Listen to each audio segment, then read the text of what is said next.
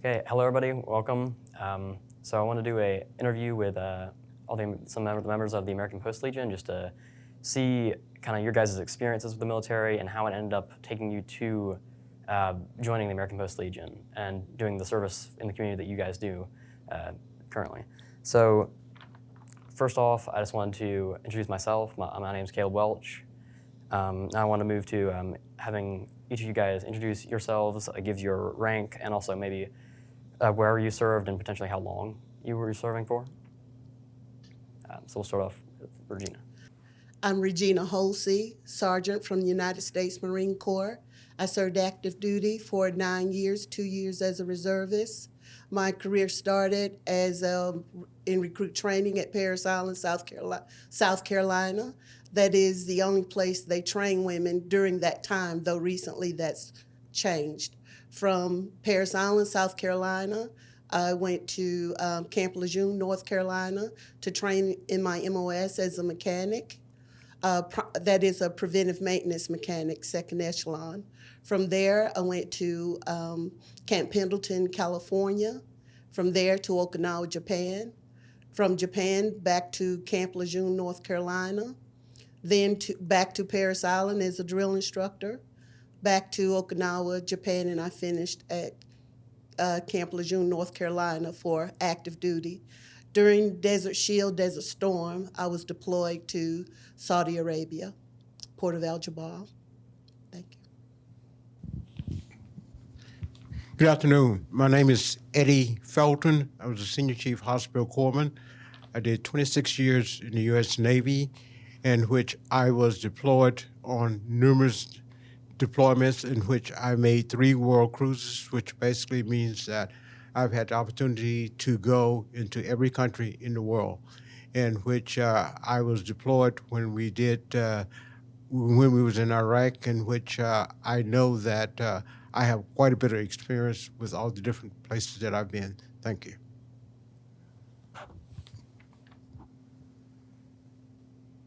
I'm Sergeant Major retired Frederick Wilcox, a 28-year veteran from the United States Army. I've had 4 tours in Germany, 2 tours before the wall came down, 2 tours after the wall came down. I spent a tour in Korea. I spent some time in Anderson, Alabama at Fort McClellan. I spent some time in South Georgia at Fort Stewart, 3rd Infantry Division. I had a tour at Fort Knox, Kentucky. No, there's no gold there. All culminating here in Atlanta to Fort McPherson, Georgia, 3rd Army, which took me all over the Middle East into about 25 different countries. And my job was, I was the operational director at Sergeant Major of Operation Protection.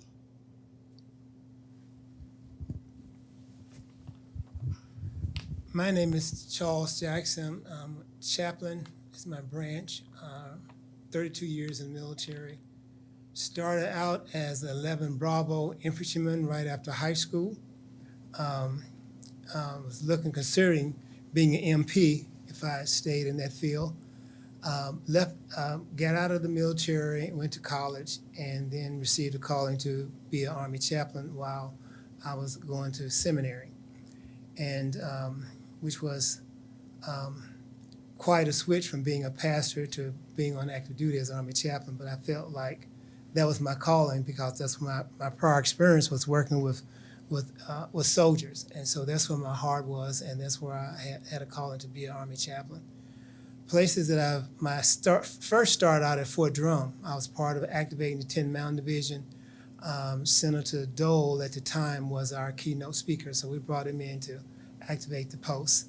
That was one of my first assignment, and then I've served at Fort Polk, Louisiana. I also served at Walter Reed Medical Center, working in the hospital in the ICU unit as a hospital chaplain, and I trained there. Also spent several tours in Korea, and I retired from Korea in 2013. I was a deputy 8th Army Command chaplain responsible for all the religious support operations in Korea. And we brought in multi-service individuals to perform their mission. So working with all backgrounds, I mean all services was quite an honor. That was so that's my experience. I'm Doug Cloud, U.S. Army draftee, 1969. I finished college, drafted, spent 2 years in the military, beginning at Fort Benning, Georgia. From there to Fort Bliss, Texas. Stayed there for the entire length of my stay with the Army. I left the Army honorably as a specialist 4th class. My name is Philip Stewart. I was in the Army. Highest rank I obtained was first sergeant.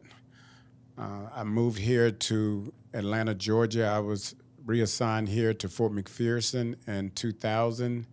And a year later, 9/11 happened. And I was deployed in support of 9/11 in 2001. I was there for a year. I was home, and then I was redeployed back again to Iraq and Kuwait, and for another year. And when I returned back, I was finishing up my bachelor's degree, and I came on orders again to be assigned to Iraq. At that time, I had 20 years, so I put my paperwork in to retire. So been here ever since. I was first sergeant. I was airborne, air assault, and I retired here. I was in from 1982 to 2006. My name is Alton Head. I was drafted in 1971 to 1973. My duty station was in Fort Jackson, South Carolina. I took my basic. With my AIT was in Fort Hood, Texas. I was shipped to Germany, and from Germany to Vicenza, Italy, where we were in charge of shipping the missiles to Vietnam. And then I served 6 years in the Army Reserve, and I exited as E5 sergeant.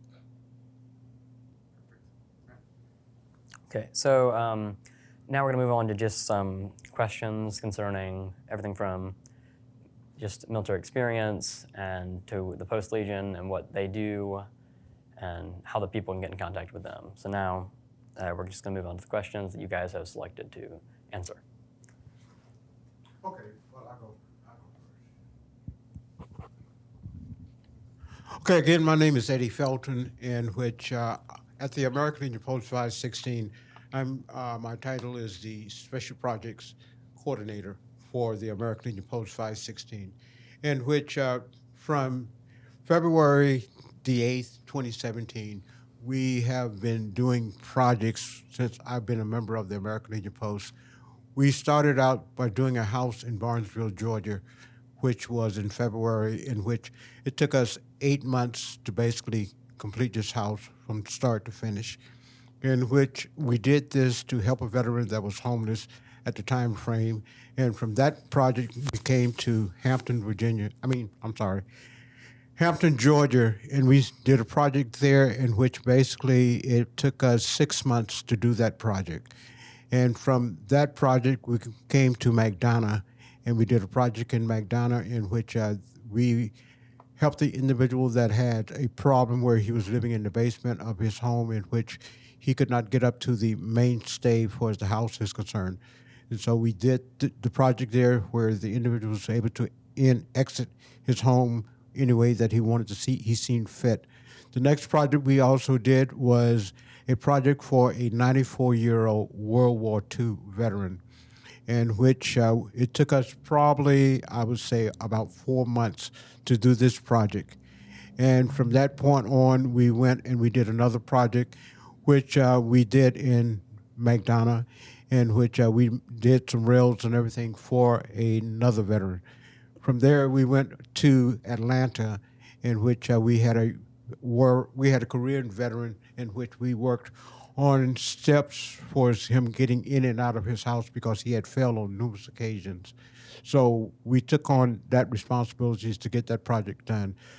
Another project that we was in the process of taking on was pertaining to an individual that was blind, that was living in a house which had caught a fire, in which this house he was basically not able to get in and out of the house and everything's here, in which it was something else. And so from that project, we came on back to McDonough, Georgia, in which we did another project for another individual.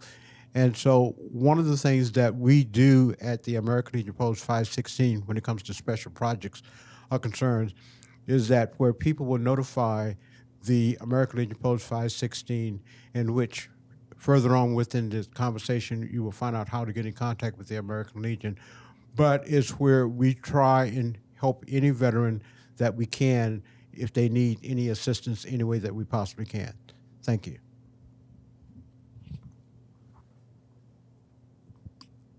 Okay, let's take a step back and talk about the origin of the American Legion. The American Legion was chartered and incorporated by Congress in 1919. And the reason why they did that is they wanted to foster mutual helpfulness among all military members. Now, Commander Head and his staff has postured American Legion Post 516 here in McDonough, Georgia, to do just that. Now, where can you find military service organizations? Well, you know, we're living in 2021, so of course you can Google it. But if you Google it, you're going to find a laundry list of service organization, from the American Legion to the VFW to the DAV. And what confuses people, they don't know the difference between them. So what I always tell people is, when in doubt, go with the American Legion, because any veteran can join the American Legion. For example, in order to be a member of the VFW, which stands for Veteran of Foreign Wars, you have to have been a veteran of foreign wars. So can you get the same help at the American Legion that you can get from those other laundry list of service organizations? Absolutely. So you contact the American Legion, and the staff at the American Legion are very good and equipped with coordinating with those other service organizations to get you that type of specific support that you're looking for. So all a veteran have to do, they can Google it, or if they want to get more personal, I would tell you that all of the cities, all of the counties, all of the townships, every year they have patriotic events. At those patriotic events, you will find veteran service organizations. And they're very distinguished, as you can see how we distinguish ourselves here with our dress uniform. So they're not hard to identify. And all you will have to do is to identify yourself as a veteran and let them know what support you need, and they will direct you in the right direction. Let me share a little bit of my experience, how I got involved with the American Legion. I was participating in an event, and Blake Prince, the former commissioner, spoke to me and said, you know, you need to get off the dime and start getting involved with a working post. Some posts, you know, their main focus is on the social aspects of the post, you know, the drinking and the smoking, some of them. But this post kind of is very unique. It's a working post. You come in and you work to provide services for fellow veterans. And giving back to other veterans is an honor. And I can connect with them. I understand them. They understand me. And we have immediate connection, being a veteran. And so that's what drove me to be a part of this post. It's a working post. It's constantly doing things to help improve the quality of life of veterans. American Legion Post 516, better known as the Willie B Hatcher American Legion Post, had its early beginnings in the late 40s, the early 50s, as African American soldiers were returning from World War II, but they had no place to congregate. There was a post here in McDonough, but at that time it was not open to black soldiers. So the American Legion, those men who were returning, they sought out and developed their own post, sought out land, did a lot of the work on the post themselves, and the community helped them build the post. So it was designated as Post 516. Over the years, the post primarily served more like a social center. A lot of parties, a lot of well-known named acts who were booked there over the years, James Brown, Aretha Franklin, those kinds of names, they all performed there, Otis Redding. But over the years, as the post got, the members started getting older and sort of dying off, that function of the post sort of died off with it. And the post kind of was flat for several years. But then in later years, when Commander Head took over, we started working towards making the post a functional post here in McDonough, and started doing some things that were going to be good for the community. So as we have moved towards that, we've started having activities that were social activities for children. We've helped give school children books. We've had Easter egg hunts. We have done all kinds of things, as Eddie has said, gotten involved with helping veterans with their housing, and also helping veterans with any other issues that they may have. So presently, American Legion Post has approximately, 145 or 50 members, and that we primarily are an active post. As you can see, one of the ways that we advertise ourselves is the uniform that you see all of us in. We advertise ourselves because we want people to know that we are professionals, but that also we are proud of the fact that we are members of American Legion Post 516. And I want to commend Commander Alton Head, who's with us today, for the work that he has done in this post over a long time. Commander Head is from McDonough. He knows a lot of people in McDonough, and he has done an excellent job of promoting this post and getting us to where we are today. And thank you, Commander Head.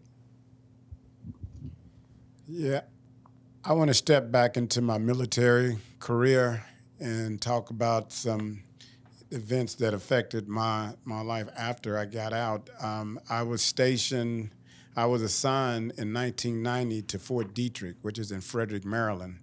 Now, unbeknownst to me, Frederick, Maryland was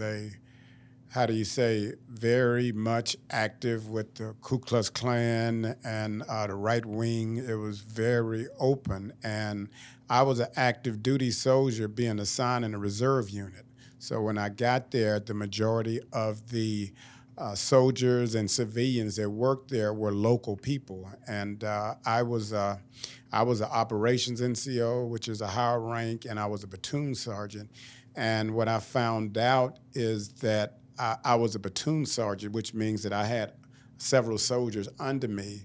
And there was an event that happened where we were on an exercise and we had a curfew, and one of my soldiers, young, supposed to be in by 12, but he got in a little late. And after that happened, I sat him down. I did a written counseling on him and told him that was wrong. I mean, he was a good kid. He was a good soldier. But what happened, he was an African-American soldier. But what happened is my superiors wanted to give this soldier a court-martial, Article 15. I mean, they really wanted to ruin his career. But the way the military works is you have to use a chain of command, and I was his immediate supervisor. So since I had already counseled him and gave him discipline, I told him, no, that's it. And they didn't like that at all. As a matter of fact, at that point, they wanted to target me, and they started to try to do things, give me bad evaluations and things of that nature. But it never faulted me. I was there to advocate. I loved my soldiers, black, white, male, female. And the funny thing about that is that was that was probably one of my low parts of my assignments because it was just very difficult, something I wasn't really accustomed to. But fast forward about 5 years later, 9/11 happened, and I was deployed to Sandbox. And one day I was in the PX, which is like a little place where you can go and buy things. And I saw one of the soldiers from my unit, and they saw me, and he was just so glad to see me. And later on the next day, they were assigned out in the desert somewhere, but they all got together and came all the way back in the back of a truck, which it was like 100 degrees, and came back to see me and to tell all these stories about events that we had done. So that really made me feel vindicated that, and that was one of my high points of my military career. I commend you for standing up and doing what's right, making sure that that guy wasn't pushed around. In 2008, I was approached by some World War II vets who were aging. And the post was in getting ready to lose their charter because the membership was down to about 3 people. And they approached me and asked me, would I consider being the commander of the post? And at that time, I did not know anything about being a commander or even leading a post. But I gave them my word. They sit me down and they told me that their struggles in 1944 during World War II, they was, as Mr. Cloud was talking, they had gotten together and because they could not join the post here, the 5-5 post. They could not join it, so they was determined to have a post to represent them. So they built that post. And so they wanted me to, they said, whatever you do, we don't want this post to ever dissolve. So 2008 was one of the worst year I've had, trying to get people to join the post because it had almost been non-existent. And I met a couple of people along the way who were hard workers and was able to convince them to have faith in us. And they began to reach out to other people who had served in the military. And then as we started to grow from the 3 to 4, we started to grow and we started to be accepted because we wasn't accepted to participate in any of the events here. And then we was able to start to participate in the events, and then we later on put together some events of our own. And I was blessed as opposed to have some of the best people, I believe, that's in the state of Georgia to make this post to be number one. We were number one.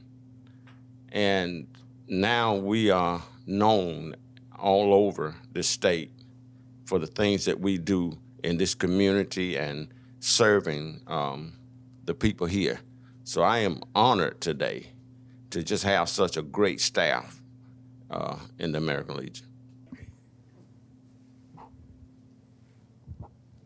Caleb, I just wanted to expound a little bit about what Stewart was discussing as far as discrimination in the military. The Marine Corps, I think, was the last branch of service to even integrate. And when they did, the Black Marines were trained at a separate duty station from everyone else. Men were trained usually at Parris Island, South Carolina, or San Diego, California. However, when they first integrated, the Black Marines were trained at Montford Point, which later became Camp Johnson, North Carolina.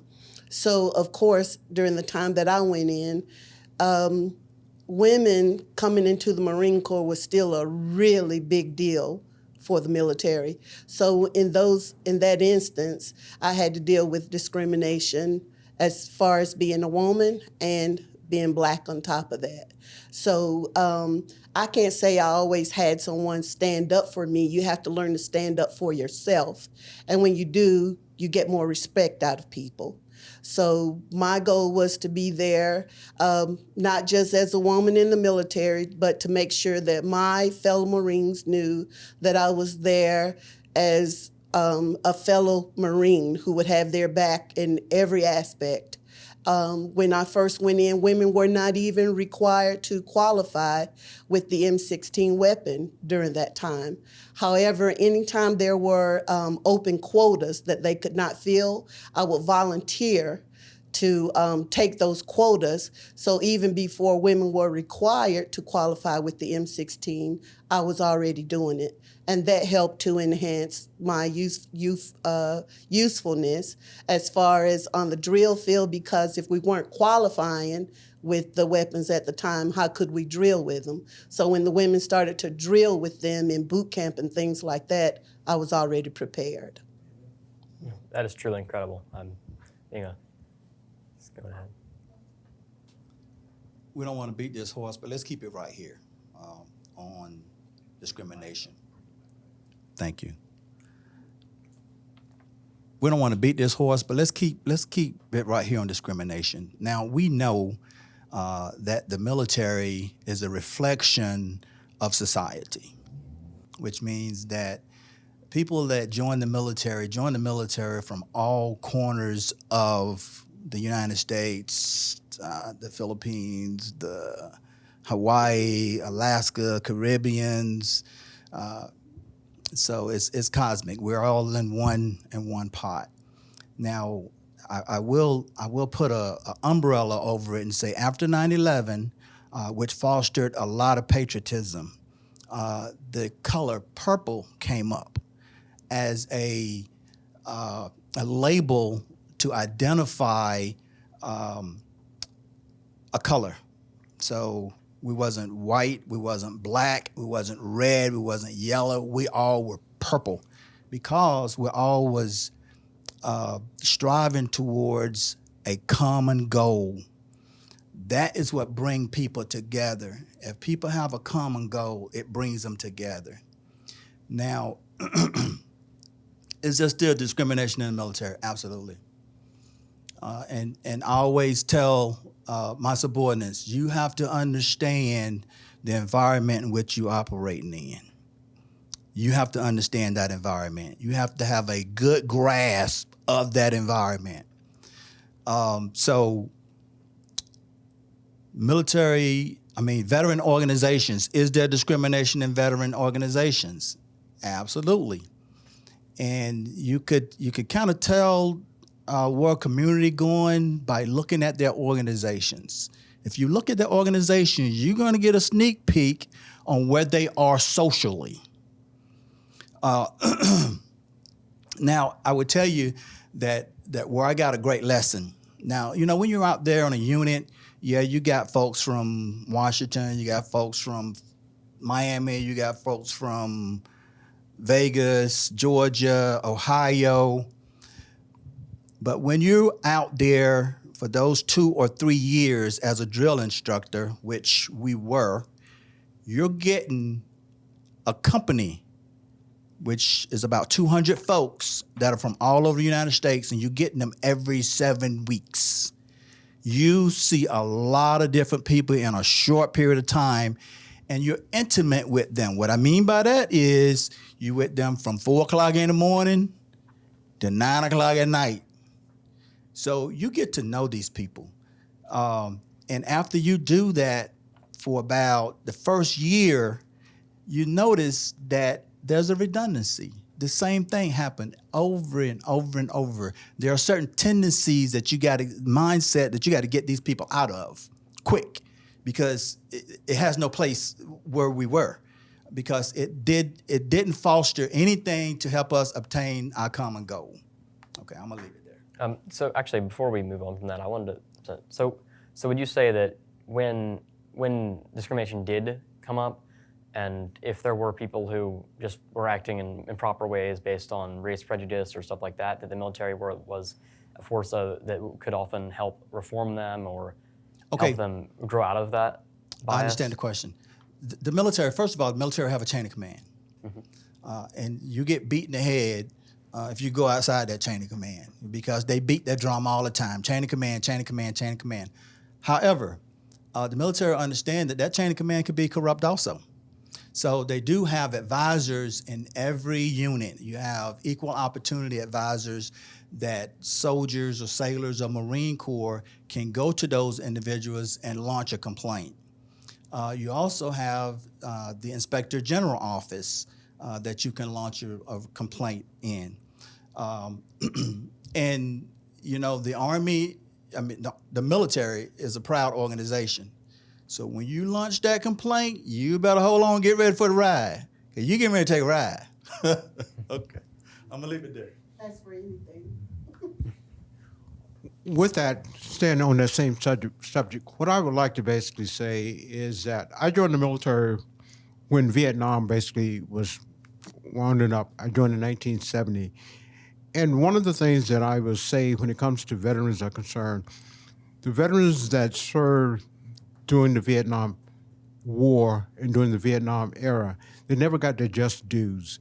And one of the things that I think that needs to happen is that the people within the community, they need to realize that a veteran has given their lives in one way or another to make this country what it is today.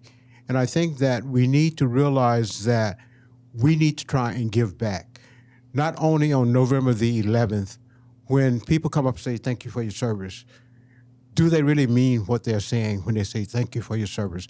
Because when you go to these different businesses and things of this nature and you ask, do you give military discounts? Individuals says, I wish I could. But why can't you? If you own the business, you can. So with this is where people have to take under consideration is that these people have given their lives for this country. For an example, and I get off of this here topic, is where just here recently when the pandemic was going on, they had people that was on active duty in food lines trying to obtain enough food to feed their kids. But here you got the husband or the wife is deployed to Afghanistan or deployed to other places, and their families are in food lines. Something needs to be done. Something needs to be said to what is actually happening. If you're there to support us as veterans and people that's on active duty, then I think that the country as a whole needs to step up. I was a part of a delegation in 2019 whereby our American Legion post, for namesake, is Willie B Hatcher, and I think Clyde spoke about that earlier, but Willie B Hatcher was actually the first military person killed in Vietnam from Henry County. And he was an African American, but he was the first military soldier, military person killed in World War II, and it was in the Philippines. So as a result, well, down through the years, he was a local person here from McDonough, and the post was named after him. Well, there was a lot of back and forth through the years about, his body wasn't brought back, his spouse, and he was buried in the cemetery in the Philippines. Well, our Commander Head, gave the son of Willie B Hatcher his word before he passed that he was going to bring his father back. And he has worked tirelessly, the commander has, to raise up enough money and to raise enough funds to do so. And after years of trying to politically get his remains brought back, it was a dead end. I mean, we went all the way up to the Pentagon. The commander did everything he could. And so what he did as a result is he decided to send a delegation to Philippines to commemorate him and also to try to secure his remains or a token of his remains brought back. And I was one of 3 individuals from American Legion Post 516 that actually went to the Philippines. And that was one of my highlights because we were accepted. They had a huge ceremony in our behalf. And when they found out our story, they had all of their news. We were in the newspaper. Everybody wanted to interview us. And they were so taken back about how this little unit in McDonough, Georgia, went all the way to Manila, Philippines. And it was very good. And when we came back, it was the mayor, Copeland, and the whole delegation came and met us at the airport. And they actually closed down I-75 as our procession came back, and it was incredible. So that was a memorable and one of the best things that happened to me as a member of American Post 516. And that is really cool. I mean, I commend Commander Head for going and, I mean, working tirelessly to make that happen. That is truly incredible.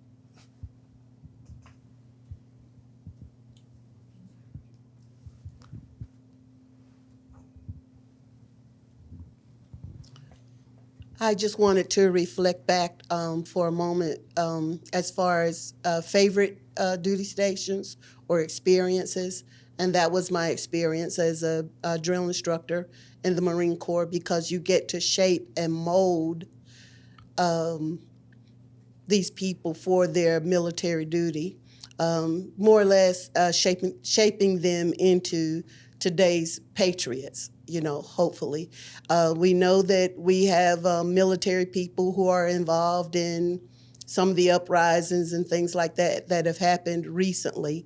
But my goal was to shape them into patriots. And when I speak of a patriot, I myself am someone who believes in standing up for and fighting for our way of life in this country.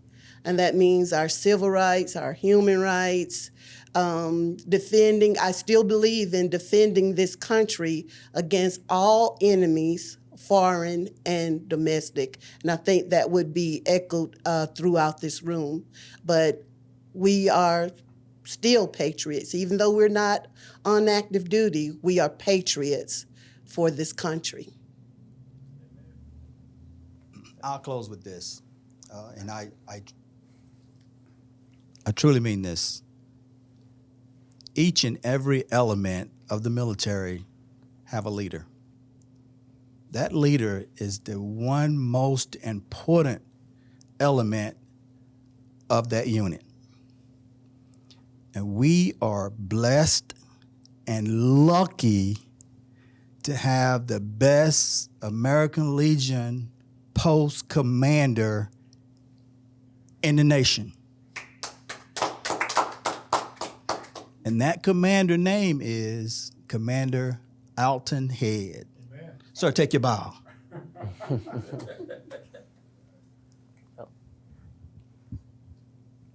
Well, it's been great having you all here. I'm so happy we were able to do this interview, and we were all able to hear your stories and hear about your experiences and what the Post Legion does. Now, I'd hope that everybody who sees this would go and check out the Post Legion, maybe even go try to help them with their projects. The Willie B Hatcher American Legion Post is located at 122 Legion Road here in McDonough. And we can be found on the web if you Google Willie B Hatcher American Legion Post. You can find us on the web, and there's a great spreadsheet there that shows a lot of what we've done in terms of pictures, awards, and presentations that we have been a part of, and also things that we have done in the community. So if you are a veteran and you have been honorably discharged from any branch of service, we would love to see you. We could use a few good men and women.